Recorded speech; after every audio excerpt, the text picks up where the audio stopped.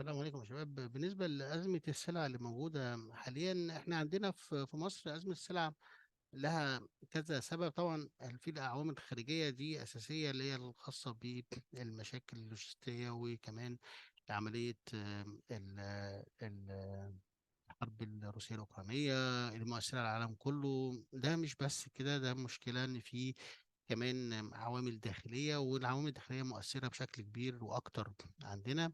من ضمنها عدم توفر العملة بشكل كبير، والضغط على على الجنيه والدولار بشكل كبير في مصر، ب بمشاكل داخلية، وكمان ضغط من خارجي.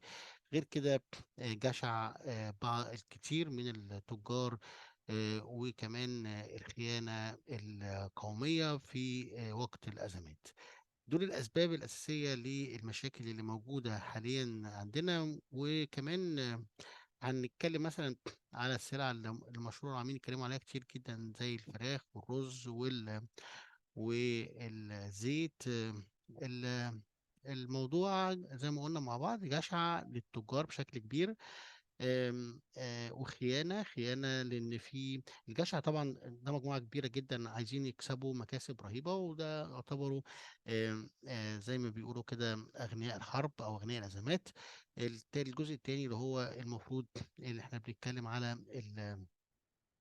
ال الخيانة، اللي هو مجموعة من الأفراد الموجودين جوه الدولة، اللي هم غرضهم تدمير الدولة من الداخل، ومساعدات خارجية، وتعاون مع مخابرات ودول خارجية، إن هم يعملوا أزمة بشكل كبير لأسباب كتيرة، من ضمنها الضغط على مصر والحكومة المصرية في موضوع العملة بشكل كبير، لجعلها تحاول تعمل استيراد، أو إنها تاخد إجراءات تعسفية ممكن تؤدي إلى تدمير بعض الصناعات المحلية. وكمان الضغط على الجمهور والشعب، بحيث ان يحصل مشاكل ما بينه وبين الحكومة بشكل كبير عندنا بسبب الأزمات ديت. فده الاستهداف الأصلي اللي موجود. طبعا الحكومة بتحاول بقد ما تقدر، معهاش الأدوات الكافية بسبب العجز في قصة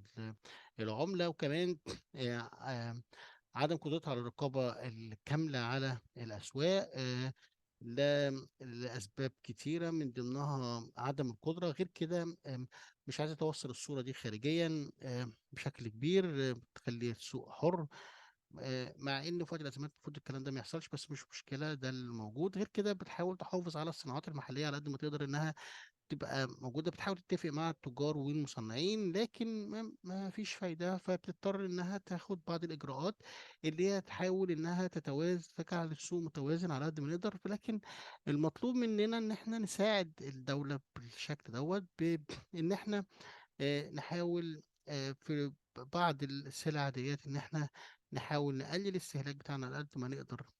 هنعمل إيه؟